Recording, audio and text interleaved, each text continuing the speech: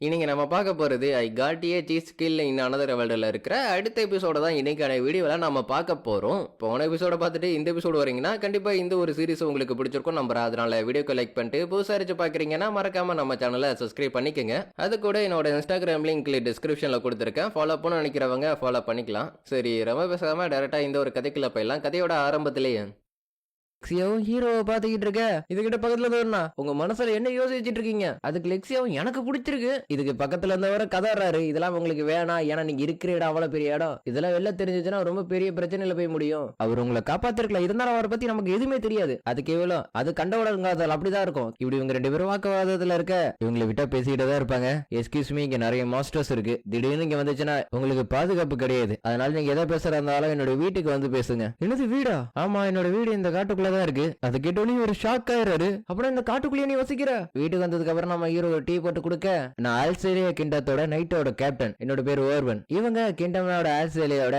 Princess லெக்ஸியா ஆல்வெசேலியா. அதை கிட்ட நம்ம ஹீரோ அப்பனா நீங்க ஒரு பிரின்சஸான்னு கேக்குறான். நீங்க நம்மளால நம்பாட்டி இவங்க ஆல்வெசேலியாவோட ஃபர்ஸ்ட் பிரின்சஸ், அதோட இவங்க த்ரோனுக்கு ரெண்டாவது இதுல இருக்காங்க. ஆக இப்படிப்பட்டவங்கள்ட்ட நார்மலா பேசிட்டேன்னா ஏதாச்சும் பிரச்சனை வந்துருமா? இல்ல இதுல எந்த பிரச்சனையும் ஆகாது, ஏன்னா நாங்க உங்களை பார்க்க வந்தது அன்அபிஷியலா தான். சரி, உங்களோட பேர் என்னன்னு சொல்ல முடியுமா?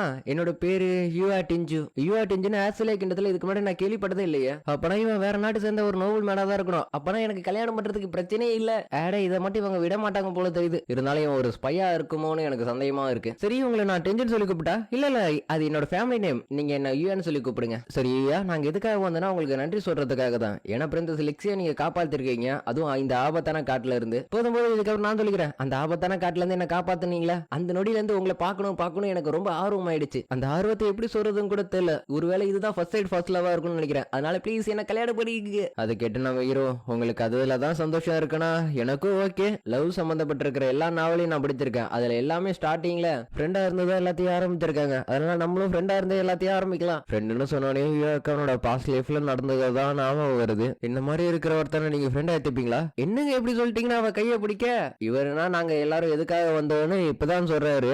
அதாவது நம்ம பிறந்தது லெக்ஸியாவும் நம்ம ஹீரோ காப்பாத்தி இருக்கான்ல, அதுக்கு நேர்ல பார்த்து தேங்க்ஸ் சொல்றதுக்காக நம்ம ஹீரோவை அவர் கூப்பிட்டுருக்காரு. நம்ம ஹீரோ எனக்கு ஏகப்பட்ட வேலை இருக்குன்னு சொல்ல, அதுக்கு அவரும் இது ராயல் கமாண்ட், அதனால உங்களால நிராகரிக்க முடியாதுன்னு சொல்றாரு. அதை கேட்டு நம்ம ஹீரோ வேற வழி இல்லாம வரன்னு ஒத்துக்கிறான். அதுக்கு அவரும் அப்பனா 5 நாள் கழிச்சு வந்துருங்கன்னு சொல்றாரு. அதை கேட்ட ஹீரோ அப்பனா கொஞ்சம் வெயிட் பண்ணீங்கன்னா கோல்டன் வீக் வந்துரும், அப்ப நான் வரேன்னு சொல்றான். அதுக்கு அவரும் ஓகேன்னு ஒத்துக்க, லெக்ஸியா தான் கொஞ்சம் ஓவராவே பண்றா. அப்படி அங்க இருந்து இன்னொருத்தனை காமிக்கிறானுங்க. அவன் தான் லெக்ஸியா போட்டதில் சொல்லி பிளான் பண்ணது. ஆனா கடைசியில நம்ம ஹீரோ வந்து அவளை காப்பாத்தினதுனால இவனுங்களோட பிளான் மொத்தமா ஊத்திக்கிச்சு. இதெல்லாம் இவன் ஏன் பண்றானா, இவனோட முதுகுல யாரோ கொத்திட்டானுங்க, அதனாலதான் பழி வாங்குறதுக்காக இதெல்லாம் பண்றான். அதுக்கப்புறம் நம்ம ஹீரோ போக வேண்டிய நாளை கலண்டர்ல குறிச்சிட்டு ஸ்கூலுக்கு கிளம்புறான். நம்ம ஹீரோ வீட்டை விட்டு வெளில வந்த கொஞ்ச நேரத்திலே எல்லா பொண்ணுங்களும் எல்லாருமே பார்க்க ஆரம்பிச்சாரானுங்க, ரொம்ப அழகா இருக்கான்னு.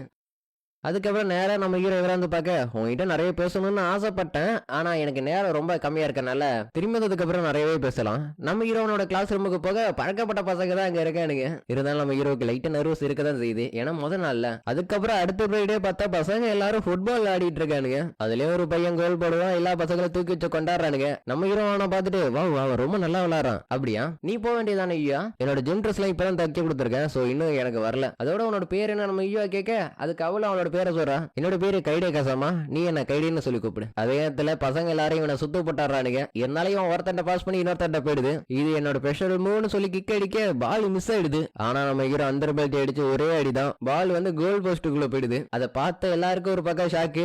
உனக்கு எந்த அடியும் படல, நீ நல்லா தானே இருக்க. அதுக்கு அவ்வளவு வெக்கப்பட்டுக்கிட்டே நான் நல்லா தான் இருக்கேன்னு சொல்ல, இவன் என்னன்னா காலில் விழுந்து என்ன மடிச்சிருக்கேன்னு கெஞ்சுறான். அதுக்கு அவளும் பரவாயில்ல நான் உன்னை மடிச்சிட்டேன்னு சொல்ல, அதை கேட்ட இவனால அதை நம்பவே முடியல. அவனு டெரர் பீஸ் இல்லடா, காமெடி பீஸ் தான். அதோட அவன் கூட பழகிறதுக்கு கொஞ்சம் டைம் ஆகும், அது வரையும் கொஞ்சம் அவன் அலப்பற பண்ணுவான், அது மட்டும் அட்ஜஸ்ட் பண்ணிக்க. மோசமா எதுவும் நடக்காத வரையும் சந்தோஷம். என்னோட பேரு யாஷிரா ஹிஷினோஸ், நான் இந்த அகாடமியோட ஃபர்ஸ்ட் நோபல். டேய், நான் இந்த பேரை இப்பதான் கேள்விப்படுறேன். சரி, ஸ்டூடிங் சார் ஆச்சு தெரியுமா? சத்தியமா தெரியாது. அதை கேட்டோட இவனுக்கு பல்பாக எல்லாரும் பார்த்து சிரிக்க ஆரம்பிச்சாராங்க, கூட நம்ம ஹீரோ தான். அதுக்கப்புறம் ட்ரெஸ் ரூம்ல இருக்கிற எல்லா பொண்ணுங்களும் நம்ம ஹீரோவை பத்தி தான் பேசிக்கிட்டு இருக்குங்க. ஏன்னா நம்ம ஹீரோ அசால்ட்டா அந்த பாலத்தை எடுத்து கோல் போஸ்ட் கடிச்சிருக்கான்ல, அதனால எல்லா பொண்ணுங்களும் அவனை ஒரு இளவரச மாதிரி பாக்குதுங்க. அதே இதுல கையோரியும் உள்ள வந்து இன்னைக்கு எல்லாரும் என்ன பேசிட்டு இருக்கீங்கன்னு கேட்க அதுக்கு இவ்வளோ நான் உனக்கு தெளிவா விளக்குறேன்னு மொத்தமா கையோரிய குழப்பி விட்டாரா. இருந்தாலும் பக்கத்துல இருக்கிற என்ன நடந்துச்சுன்னு தெளிவா சொல்ல, ஆமா ஆமா அவன் ரொம்ப கூலான ஆள் தெரியுமா அப்படின்னு ஒரு பொண்ணுன்னா அவனுக்கு கேர்ள் ஃப்ரெண்ட் இருக்கா இல்லையான்னு யாராச்சும் கேட்டீங்கன்னு கேட்க நான் இன்னும் அதை பத்தி கேட்கவே இல்லைன்னு இதுங்க ரெண்டும் அட்ட டைம்ல சொல்லுதுங்க. அவனை பத்தி நமக்கு எதுவும் தெரியாட்டியும் அவனுக்குள்ள நிறையவே இருக்குன்னு நான் ஒத்துக்கிறேன். இதை கேட்ட கையோரிக்கு மனசுக்குள்ள ஏதோ தோணுது. அதுக்கப்புறம் டீச்சர் நம்ம ஹீரோக்கு அகரவரிசை சொல்லி கொடுத்துட்டு இருக்க அதை நம்ம ஹீரோ கண்டுக்காம கையோரியை பார்த்து கையாட்டிட்டு இருக்கான். இருந்தாலும் அதை கெடுக்கிறதுக்காக கேட்ட உடைச்சுக்கிட்டு ஹெட் ஆகர்ஸ்ங்கிறவனுங்க உள்ள வந்துடுறானுங்க. இதை பார்த்த மத்த பசங்க எல்லாரும் ரெட் ஆகர்ஸ் அவனுங்க இருக்கிறது ரொம்ப மோசமான கிரிமினல் ஆச்சு. கையோரியா அவனுங்களை பார்த்து எதுக்கா இந்த ஸ்கூலுக்கு வந்தீங்கன்னு கேட்க அதுக்கு அவனும் நீ சொன்ன பொண்ணு இந்த பொண்ணு தானான்னு கேட்க அப்பதான் தெரியுது இவங்க ரெண்டு பேருன்னு. இவங்க ரெண்டு பேரும் வந்தது காரணம் நம்ம கையோரிய பழி வாங்குறதுக்காக தான். அதுக்கு கையோரியும் இன்னும் கொஞ்ச நேரத்துல போலீஸ் எல்லாரும் வந்துருவாங்கன்னு சொல்ல அதுக்குள்ளதான் நாங்க எல்லா வேலையும் முடிச்சிருவோமே, அப்படி முடிக்க முடியலன்னா தூக்கிட்டு போய் கூட பாத்துக்கலாம், சொன்னது கேட்டுச்சா இல்லையா அந்த பொண்ணை பிடிக்கடான்னு சொல்ல அதை கேட்ட ரெண்டு பேரும் என்ன கையோரிய பிடிக்க ட்ரை பண்ண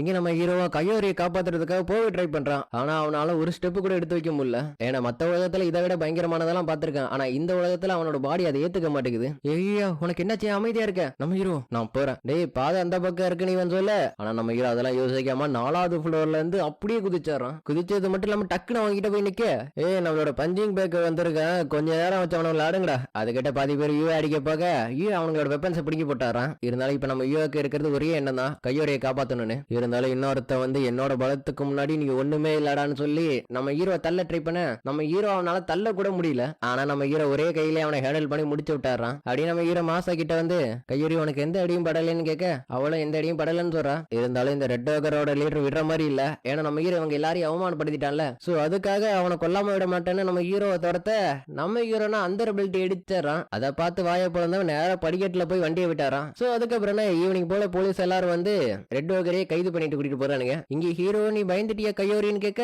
அதுக்கு கையோரியோ நீ இருக்கிறவரை நான் எதுக்கு பயப்படணும் சொல்ல லைட்டா அவளுக்கு மயக்க வருது. நம்ம ஹீரோ தான் அவளை தாங்கி பிடிக்கிறான். அதுலயே லைட்டா இவங்க ரெண்டு பேருக்கும் ஃபீல் ஆகுதுங்க. அப்படியே பார்த்தா ஸ்கூல்ல இருக்கிற பசங்க எல்லாரும் ரொம்ப சந்தோஷத்துல இருக்கானுங்க. இருந்தாலும் எங்க இருக்கிறவனுக்கு வயிறு எரியுது ரெட் ஓகரை நம்பினது வீணா போயிடுச்சுன்னு. அதை கேட்ட ரெட் ஓகரோட லீடர் என்னன்னா இவனோட கழுத்தை பிடிச்சாரான். எல்லாம் உன்னோட பிளான் தான் நான் உன்னை கொல்லாம விட மாட்டேன். தங்கச்சி வந்து வேணா விட்டு எடுக்குன்னு சொல்ல அவனையும் தள்ளி விட்டுட்டு இன்னும் டைட்டா பிடிக்க ஆரம்பிச்சாரான். இருந்தாலும் நம்ம ஹீரோ குறுக்க வந்து அவனை காப்பாத்திடுறான். ஏன்னா அவனோட தம்பியாச்சு. இருந்தாலும் அவன் நம்ம ஹீரோவை அடிக்க வேற நம்ம ஹீரோ ஒரு பார்வைதான் அவனை நெஞ்சு பிடிச்சிட்டு உட்காந்துருவான். அதை பார்த்த பசங்களா என்ன நடக்குதுன்னு தெரியாம முடிச்சிட்டு இருக்க அதுக்கப்புறம் இதுங்க ரெண்டும் நம்ம ஹீரோ கிட்ட வந்து மன்னிப்பு கேக்குதுங்க. இவ்வளவு பண்ணதுக்கு அப்புறம் நம்ம ஹீரோ இவங்க ரெண்டு பேரையும் மன்னிச்சு விட்டாரான். அதை கேட்ட இதுக்கு ரெண்டுத்துக்கும் கண்ணுல இருந்து தாரையா தண்ணி வருது. அதுக்கப்புறம் பசங்க எல்லாருமே நம்ம ஹீரோ சுத்தப்பட்டாரானுங்க. அப்படி சுத்தப்படுறது இல்லாம நம்ம ஹீரோ புகழ்ந்து தள்ளுறானுங்க. ஏன்னா நம்ம ஹீரோ பண்ண சாகசம் அப்படி. இந்த இடத்துல இந்த எபிசோடு முடியுது. ஸோ கைஸ் இந்த எபிசோடு இருந்துச்சுன்னு மறக்காம கீழே கமெண்ட்ல சொல்லுங்க.